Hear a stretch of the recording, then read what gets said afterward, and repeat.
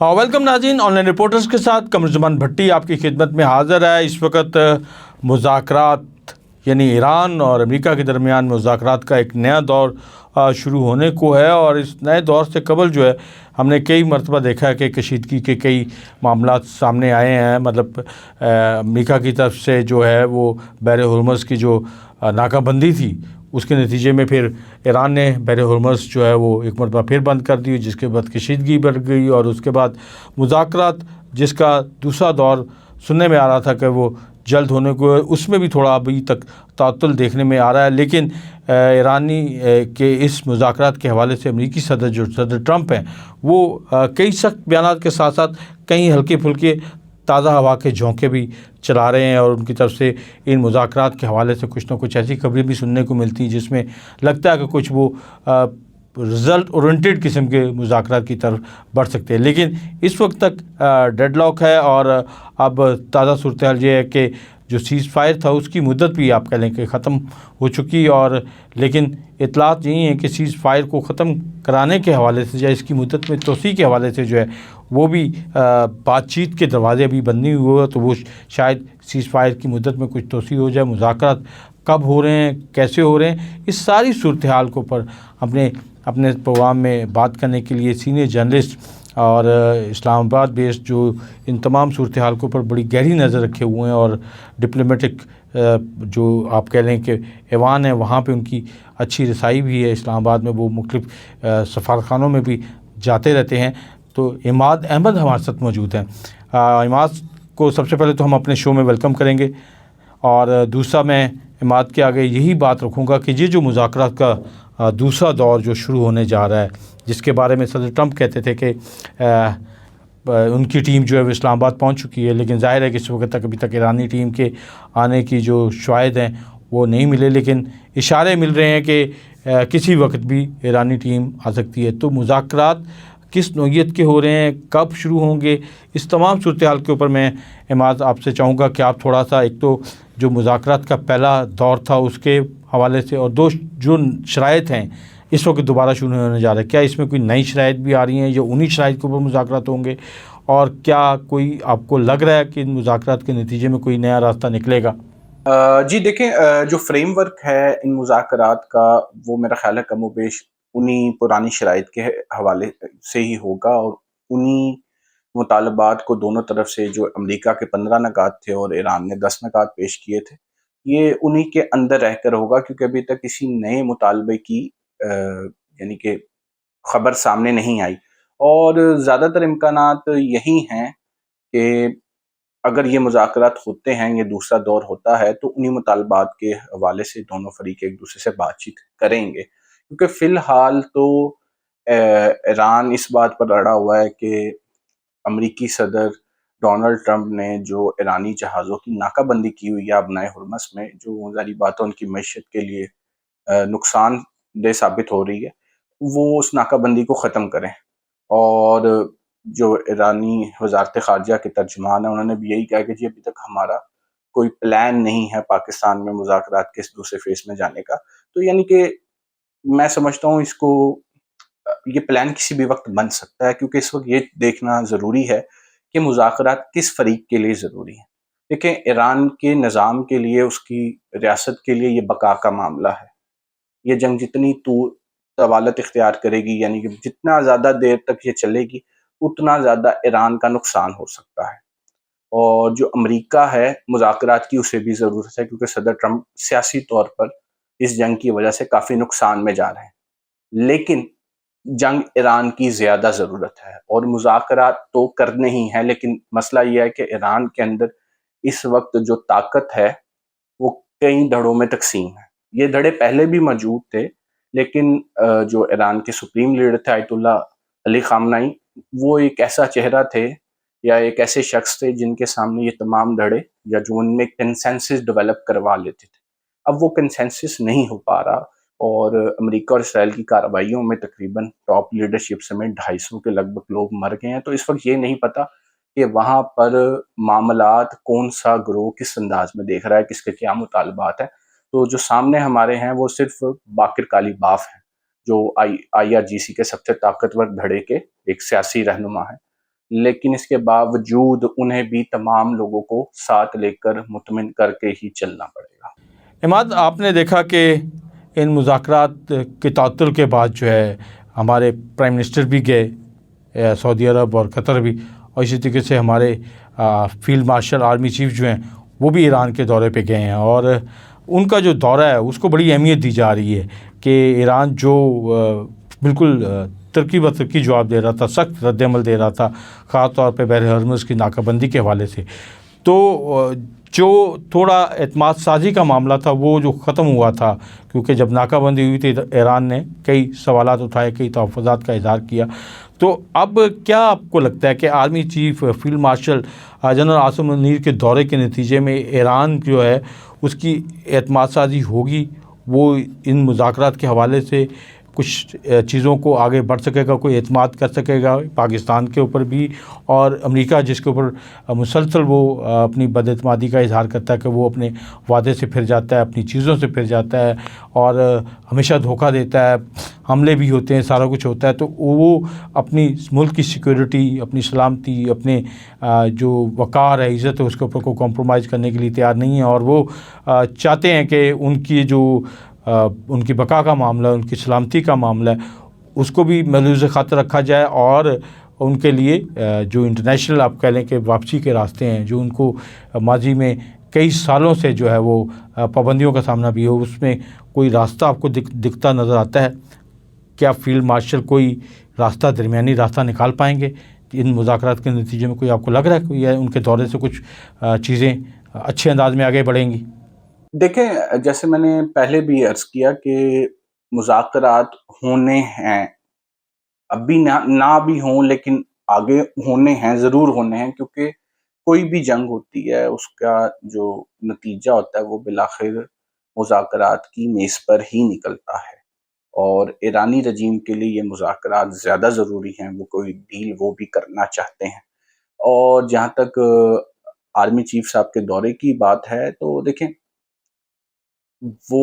وہاں ایران کے اندر جا کر جو ان کا تقریباً 3 روز کا دورہ تھا، وہاں پہ انہوں نے صرف عسکری یا سیاسی قیادت سے ملاقات نہیں کی تھی، وہ بلکہ ٹاپ کی جو اس وقت لمحہ موجود میں ملٹری لیڈرشپ ہے، زندہ ہے، وہ ان لوگوں سے ان کے ہیڈ کوارٹر میں جا کے ملے تھے، اور اس ملٹری لیڈرشپ کے لیے بھی یہ جاننا بہت ضروری تھا کہ چل کے آ رہا ہے، کیونکہ ایک تو وہاں پہ حملوں کے نتیجے میں جو ایک کمیونیکیشن کا سسٹم ہے وہ روایتی نہیں ہے، اور معاملات اور پیغام رسانی میں کافی وقت لگ رہا ہے۔ تو جب ظاہری بات ہے عاصم منیر صاحب نے ان کو جا کر تفصیلات یا چیزیں بتائی ہوں گی، اور انہوں نے ان چیزوں کو ڈبل چیک بھی کیا ہوگا جو وہاں پہ ان کے اپنے لوگوں نے بتا رہے ہیں، کیونکہ جیسے میں نے پہلے بھی عرض کی کہ وہاں پر طاقت کے مختلف مراکز ہیں، اور ان کی آپس میں بنتی بھی نہیں ہے، لیکن کوئی ایک دوسرے کو مکمل طور پر ختم بھی نہیں کر سکتا۔ تو عاصم منیر صاحب کا دورہ بڑا ہی اہم تھا، اور یہ تو ہو نہیں سکتا کہ اتنا اہم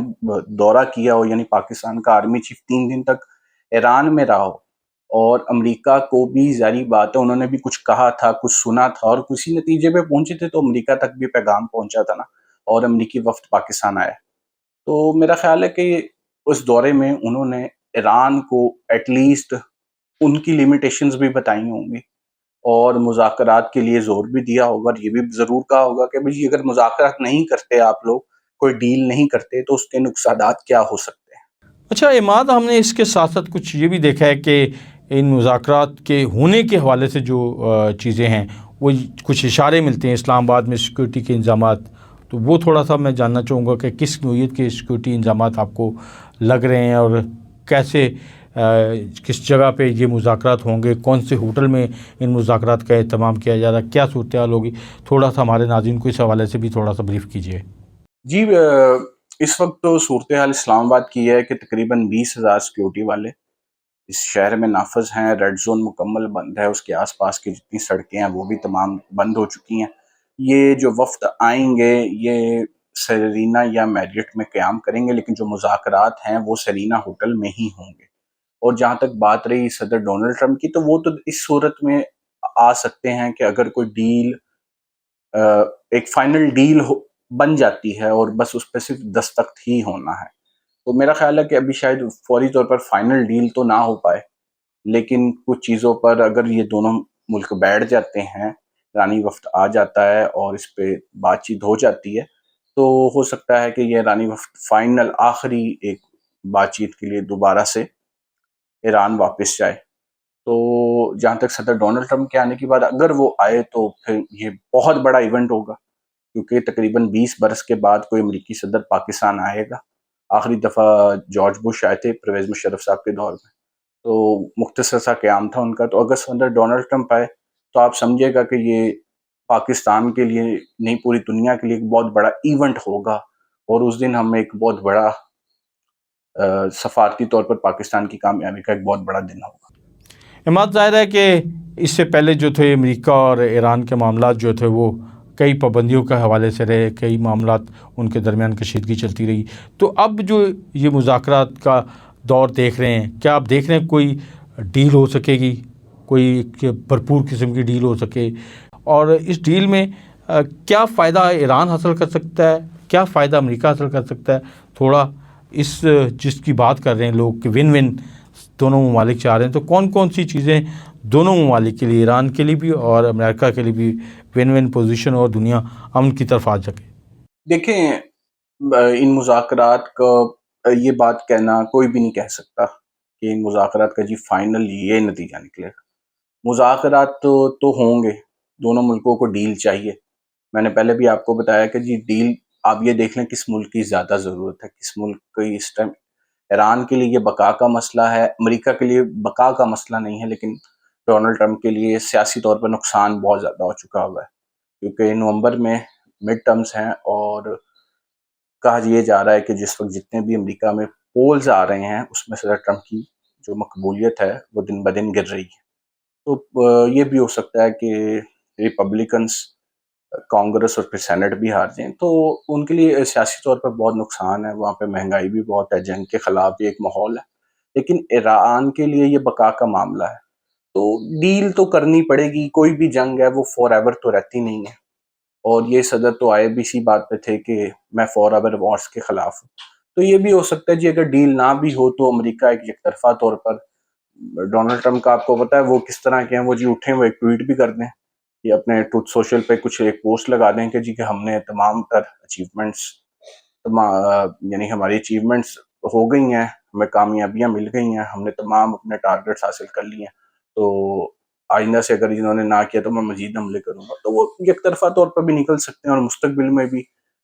حملے کر سکتے ہیں۔ تو یعنی کہ یہ کہنا تو کوئی بھی نہیں کہہ سکتا حتمی طور پر کہ جی کیا ہوگا، لیکن ڈیل تو ہوگی۔ اس کی کامیابی یا ناکامی کے مختلف اسباب ہو سکتے ہیں، اور وہ دیکھنا پڑے گا کہ ایران کی طرف سے کیا آتا ہے، کیونکہ نیوکلیر ایران تو کوئی نہیں چاہتا۔ نیوکلیر ایران تو ایران کے جتنے بھی ہمسایہ ممالک ہیں وہ بھی نہیں چاہتے۔ جو روس ہے جس کے بارے میں کہا جا رہا ہے کہ وہ ان کو انفارمیشن دے رہا ہے، سیٹلائٹ ہے، چائنیز بھی ان کی انڈائریکٹلی طور پر ہیلپ کر رہے ہیں، تو یہ دونوں ملک بھی نہیں چاہتے کہ ایران کے پاس ایٹم بم ہو۔ تو میرا خیال ہے اس کے اوپر تو ایران کو شاید کمپرومائز کرنا پڑے گا، اور بدلے میں ایران پہ پابندیاں ختم ہو سکتی ہیں۔ انٹرنیشنل جو بینکنگ سسٹم ہے اس میں واپس آ سکتا ہے، اس کا بلینز آف ڈالرز اس کے فریز ہیں وہ اس کو واپس مل سکتے ہیں، کیونکہ ایران کے اندر پوٹینشیل تو بہت ہے نا جی۔ وہ تیل اور گیس کے ذخائر ہیں، دنیا کے ٹاپ کے ذخائر ہیں وہ، اور اگر وہ تمام مارکیٹ میں آتے ہیں، وہاں پہ انویسٹمنٹس آتی ہیں، تو بہت مختلف ایران ہو سکتا ہے دیکھنے والوں کے لیے، جس کا فائنانشلی پوٹینشیل بہت ہائی ہو سکتا ہے۔ دیکھیں یہ جو 2 ہفتے کی جنگ بندی تھی اس میں بھی آبنائے ہرمز کو کھلا رکھنا اور جہازوں سے گزارنا شامل تھا، اور پیچھے جب ایران کے وزیر خارجہ نے بھی ایک ٹویٹ کے ذریعے یہ بات کہی تھی، اور جہاز گزر بھی رہے ہیں، انڈیا کے جہاز بھی کل کوئی 9 جہاز بحری جہاز گزرے ہیں وہاں سے، تو وہ اگر آبنائے ہرمز کھل جاتی ہے اور یعنی ایک اعتماد کرتے ہوئے ایک دوسرے پر اعتماد، یعنی دیکھیں اگر آبنائے ہرمز، جی دیکھیں آبنائے ہرمز کے کھلنے کا مسئلہ یہ ہے کہ جب کچھ روز قبل ایران کے وزیر خارجہ نے ٹویٹ کیا تھا کہ آبِ ہرمز کو کھول دیا گیا ہے جنگ بندی کے دوران، تو ان پہ بڑی شدید تنقید بھی ہوئی تھی ان کے اپنے ملک کے جو ہارڈ لائن فیکشنز ہیں ان کی طرف سے۔ اس کے بعد وہ پس پردہ چلے گئے اور نائب وزیر خارجہ ہی بیانات وغیرہ دیتے رہے۔ تو آبِ ہرمز کو ایرانیز کے لیے یہ جی ایک اسٹریٹجک کنٹرول بنا ہوا ہے کہ وہ اس کو کنٹرول کر سکتے ہیں، لیکن امریکہ کی طرف سے جو ان کی ناکہ بندی کی گئی ہے ایرانی جہازوں کی، وہ ان کے لیے پرابلمٹک ہے۔ اگر کوئی ڈیل فائنل ہو جاتی ہے اور یہ دونوں بس یعنی کہ تمام اپنے اپنے اس پہ کنسنسس ہو جاتا ہے کسی ڈیل کے اوپر، تو لازمی طور پر آبِ ہرمز کھلے گی اور انٹرنیشنل مارکیٹ میں تیل کی قیمتیں مزید کم ہوں گی اور مارکیٹ سٹاکس بھی اوپر جائیں گے، کیونکہ اس وقت مارکیٹ کی تمام تر نگاہیں اسلام آباد پر ہی ہیں۔ بہت شکریہ عماد آپ کا وقت دینے کا، اور آپ نے اس موقع کے اوپر جب دنیا جو ہے وہ ظاہر ہے کہ ان مذاکرات کے حوالے سے لوگ لمحہ بلمحہ خبروں سے اپڈیٹ لے رہے ہیں، اور آپ نے ہمارے ناظرین کو اپڈیٹ کیا کہ مذاکرات کس دور میں کس مرحلے میں داخل ہونے جا رہے ہیں، کیا کیا تیاریاں ہیں، اسلام آباد میں کیا کچھ ہونے جا رہا ہے، کس قسم کے تحفظات ہیں، ان تحفظات کو دور کرنے کے حوالے سے پاکستان کتنا کردار ادا کر رہا ہے، کتنا اہم کردار، اور فیلڈ مارشل عاصم منیر اور ٹرمپ کے رابطوں کی کیا آپس میں صورتحال ہے، ڈائریکٹلی یہ معاملات، اور بالآخر دنیا اگر امن کی طرف جاتی ہے تو پھر یقیناً اس میں کوئی شک والی بات نہیں کہ پاکستان کا کردار جو ہے ثالثی کا کردار، اور خاص طور پہ ہمارے فیلڈ مارشل عاصم منیر کا، ہمارے وزیر اعظم شہباز شریف کا، اور ہمارے پوری آپ کہہ لیں کہ پوری مملکت پاکستان، ریاست پاکستان کا کردار جو ہے میرا خیال ہے وہ بالکل روشن ہے، اور تاریخی حوالے سے بالکل دنیا جو اس کو بالکل سنہرے الفاظ میں یاد بھی کرے گی۔ تو ہوپفلی کہ یہ مذاکرات جب بھی کوئی ڈیل ہوتی ہے تو وہ ڈیل جو ہے وہ پوری دنیا کے لیے امن کا باعث بنے۔ اجازت دیجیے، اللہ حافظ۔